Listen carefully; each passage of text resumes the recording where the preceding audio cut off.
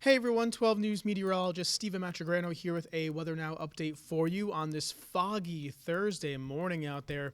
Looking at just our cameras, you can barely see anything in Newport, and I checked our Narragansett camera, and there was just some really thick, dense fog out there on my ride in. Definitely was, tough to drive, but, certainly just take your, extra time and take your time on where you need to be.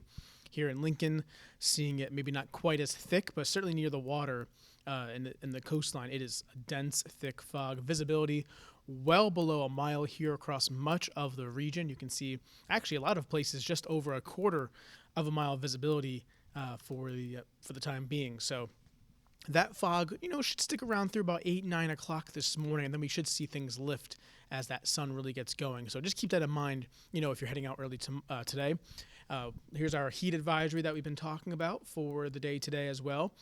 And you can see those feels-like temperatures, the heat index between about 95 and 100 across inland areas. So, again, does not mean it won't be warm near the coastline, just not quite as hot as it'll be across, Providence County and northern Bristol County. So keep that in mind for today. Head down to the shoreline if you want to, find maybe not quite as hot temperatures or stay cool down at the beaches. It's a great beach day shaping up.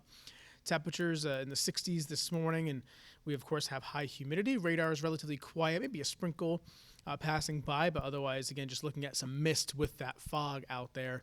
Wide view shows, again, not a whole lot going on. There is a cold front off to the west that could spark a shower or thunderstorm later on this evening, but right now it looks to be favoring more so towards the west of us. So for this morning, a foggy start, as I mentioned, through about 8, 9 o'clock or so. And then we'll look at, the sunshine coming out and being really warm and humid through the middle part of the day in the 80s by 10 a.m., 86 by noontime. This afternoon, hot, humid, near 90 across inland areas. That's, for the early afternoon hours. Like I said, find ways to stay cool, stay hydrated as well. There's that shower storm chance, towards the evening hours and around dinner time, but really not a widespread issue. Here's a different way to look at the afternoon temperatures. 3 p.m., the high temperatures, even the coastline, down towards the beaches, upper 70s, lower 80s should do it. So still pretty warm. And you can see how those inland temperatures are jumping up to the upper 80s and lower 90s. When you factor in the humidity, this is what it feels like throughout the day, and you can see in the afternoon, that's when it really gets going. It'll be feeling like the 90s to 100 in some cases. So, again, goes without saying, find ways to stay cool for today. Then tomorrow, actually, we get a bit of relief. It's going to be warm in the 80s, but not nearly as humid and breezy as well. Those gusts from the west, about 10 to 15 miles per hour, gusting as high as 30. So Friday is shaping up to be a pretty nice day. Muggy meter going forward next several days.